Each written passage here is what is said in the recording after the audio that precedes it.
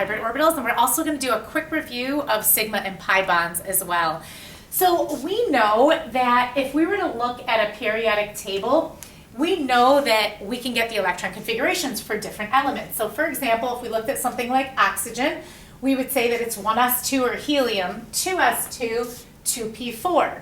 But if you have something like O2, oxygen, we never really talked about what happens if it's oxygen, if it's O2. Because now it's not just one of them, it's actually two of them. And we know that in a covalent bond, what happens in a covalent bond is the electrons end up being shared between them. So when they share the electrons, they form new orbitals. And we don't call these orbitals normal orbitals like we did before on here. Now they're called hybridized orbitals. So when we say that a car is a hybrid car, for example, then that car could be, if you think about it for a second, what could a hybrid car be like? Well, you might say, oh, well, it might be a mix of gas and then electric, and so we mix those two together. Well, the same thing happens here where we actually mix the orbitals together.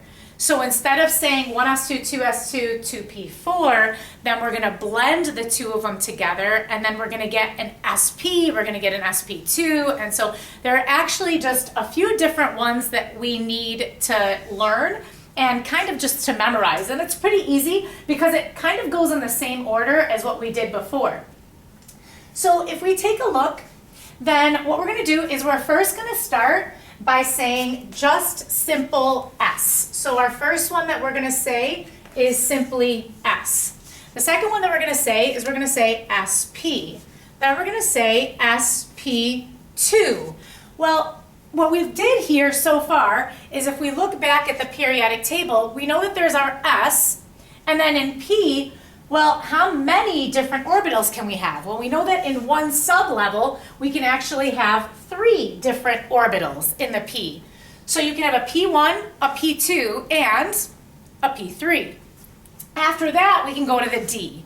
And in the D, we know that we could have 5 orbitals because we can fit 10 electrons in there, but we actually stop once you get to D2. So let's take a look at how this is going to work out here. So we have an S, then we have the SP, the SP2, next comes SP3. Now after that is SP3, take a guess.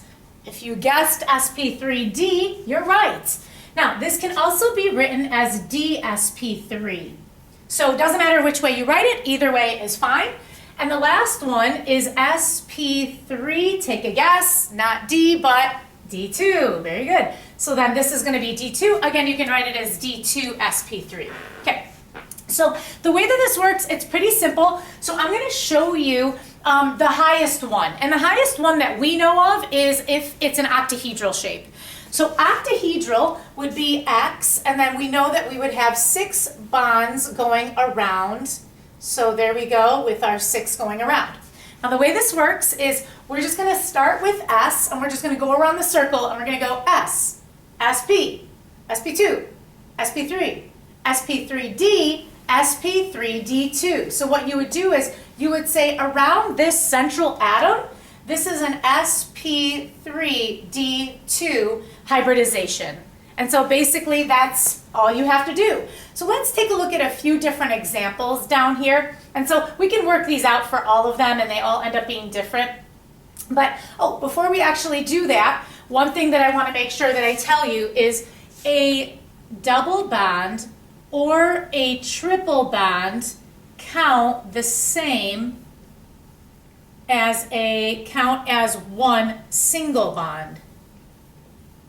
Okay, so it doesn't matter if you have a double bond that's in the mix, the double bond counts the same, but a lone pair of electrons also counts as one. So for example, let's say that I had something like a bent molecule. So let's say that it was something like X, and let's give it single bonds. So X, single bond, which means these two would be, we would have 2 lone pairs of electrons on there. So on this one I would go S, SP, SP2, SP3. And so this would actually be SP3 hybridization on there. So we know that hybridization is simply mixing atomic orbitals into new hybrid orbitals. and it's suitable for the pairing of electrons to form chemical bonds in valence bond theory. So again, the idea is that the valence electrons of the atoms will end up mixing together. Now, it doesn't work for ionics. This is specifically for covalently bonded, sharing the electrons, sharing the valence electrons is what's happening here. So let's take a look at a couple of different ones to try to get an idea of what the hybridization would be. Now, typically, you're doing this around the central atom. So unless they tell you something different, then you are figuring out the hybridization around the central atom. So in this case, this is formaldehyde. This is now, I did kind of want you to note that this is not an oxy acid, because if this were an oxy acid, then the hydrogens would be attached to an oxygen, but this doesn't happen to be an oxy acid. So in something like this, if I said around the central atom, so do this with me. So we're gonna say, actually let's do the whole thing out first together. Everybody ready? Here we go. S, SP, SP2, SP3, SP3D, SP3D2. So we're just gonna kind of count in that order. So here we have S, SP, SP2. So around this, we would say that it's SP2 hybridization. So now, if I asked for the oxygen, then what you would do for the oxygen is you do see the two lone pairs of electrons. So we would actually say S, SP, SP2 again around that oxygen. So the question is it different depending on what element it is? Well, it's different in every single formula because sometimes you have double bonds, sometimes you have lone pairs of electrons, sometimes not. So let's take a look at something like this. So again, everybody say it with me here. We've got S, SP, SP2, SP3, SP3D, SP3D2. So around this xenon would be SP3D2 hybridization. Or again, you could do D2, SP3, that works the same way. Okay, so one of the things I wanted to note on this is xenon's a noble gas. And so the question is, if xenon is a noble gas, then is that going to act ionic? Because when you look at the electronegativities, there's nothing written down for that, which means that we're calling it zero. And so people will say, oh, well, if xenon is with fluorine and that has a 4 and that has a 0, it must be ionic. But what do we know about the noble gases? The noble gases don't want to bond, right? They don't want to bond. So actually, they're not going to stay together like an ionic compound would. Ionic compounds really hold on to each other and they have an electrostatic attraction. So that's not going to be an ionic bond. That's actually going to be a covalent bond. It's going to be weak and it really just wants to come apart. So when you do a noble gas in a compound, which is rare, but if that is the situation, you want to make sure that you're doing that as a covalent compound and not as an ionic. So just keeping that in mind.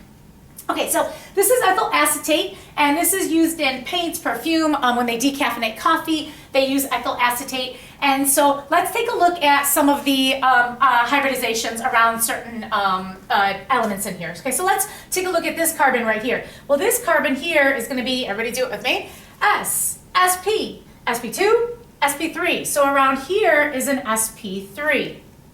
This is going to be S, SP, SP2. So this one is actually an SP2. Let's take a look around the oxygen. S, SP, SP2, SP3. So this is actually an SP3, and so on. Now, one thing that I wanted to make sure that I made note of here, because sometimes you'll see something like, what is the shape of this molecule? Well, you actually don't know what the full shape of this molecule is, but what we can do is you can give the shape of the molecule around a certain atom. So if they said, what is the shape around this central carbon right here?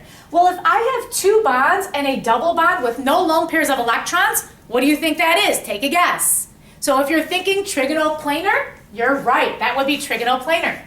And this here, we've got two lone pairs of electrons with the two single bonds on the oxygen. So think about what shape this would be around the oxygen. So ignore everything else and just pay attention to the oxygen and the bonds going around it. What are you thinking on that?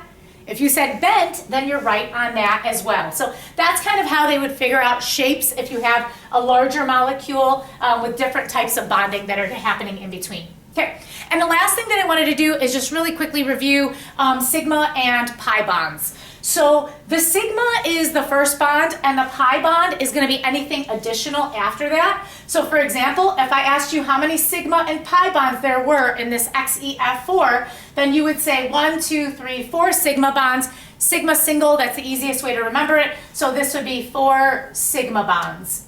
If I looked in this one right here, I would say 1, 2, 3 sigmas. So 3 sigma bonds. But then this second one right here would actually be 1 pi bond.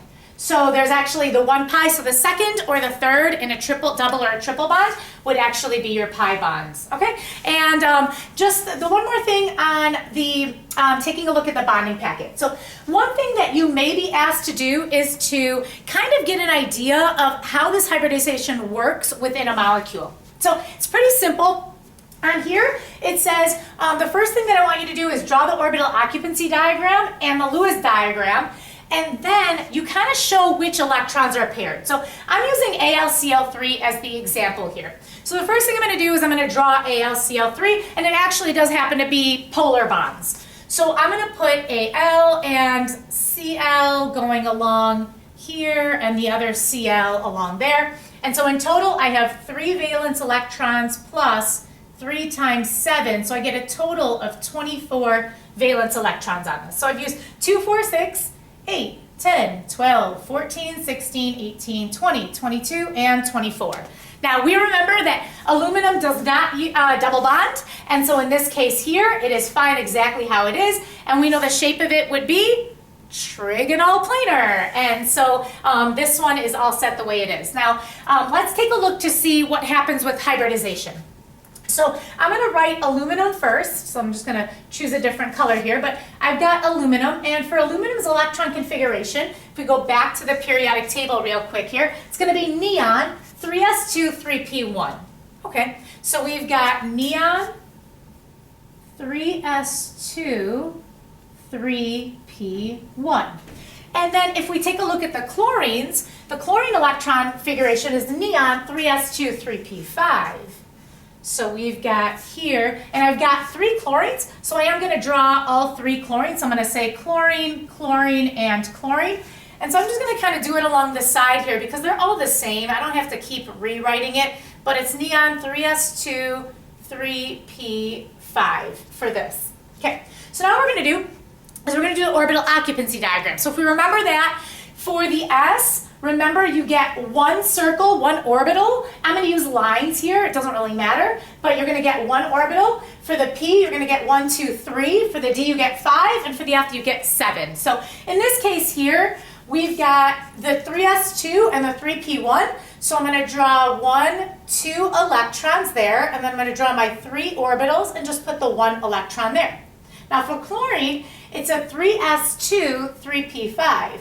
So I've got 3s2, and then I've got my 3p1, 2, 3, 4, 5. And I'm just going to do this for the other 3 chlorines as well. So 1, 2, 3. And remember with Hund's rule, you go up, up, up, and then you come back down. So there we go one more time. Okay, so the question is, how do these actually bond? We know that the electrons have to be shared, okay? And we know that the electrons like to pair up. That makes them more stable. So if we look here, the aluminum only has 1 unpaired electron, whereas each chlorine has 3. Well, that doesn't work because in this situation, I'm seeing that the aluminum's bonded to the chlorine, this aluminum's bonded to that chlorine, and this one's bonded to that. So how is this happening? Well, actually, what happens is one of these electrons here from the S actually jumps into the higher next sublevel, but it's not normal. This is not ground state, so we actually call it, if you want to take a guess, if we say that an electron bumps up to a higher level, we say that the electron has been excited. So if you said excited, that was right. So this one is actually going to bump right into here. So I'm just going to cross that one off. Well, when that happens, we see now that we have 3 unpaired electrons. And surprise, we've got 3 unpaired electrons right here. And so what happens is we can actually connect these 2 together, these 2 together, and these 2 together.